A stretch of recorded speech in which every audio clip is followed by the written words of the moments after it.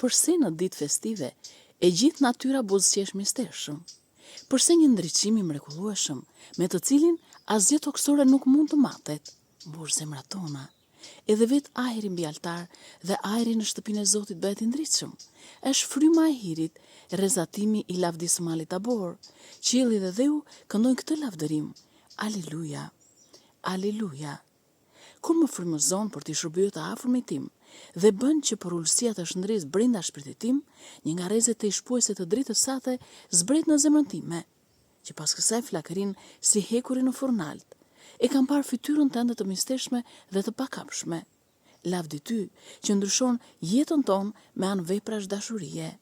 Lavdi ty që bën mrekullisht të ëmbla çdo njërin prej porosive të tua. Lavdi ty që na dërgon dështime dhe mundime që të bëhemi të ndjeshëm ndaj vujtjeve të njerëzve. Lavdi ty që premton shpërblime bujare për vepra të mira e të vyera. Lavdi ty që mirëpret hovin e dashurisë së zemrave tona. Lavdi ty që e ke lartësuar dashurinë mbi gjithçka tjetër në tokë e në qiell. Lavdi ty o Perëndi për gjithë jetët e jetëve. Lavdi ty o Perëndi për gjithë jetët e jetëve. Amin.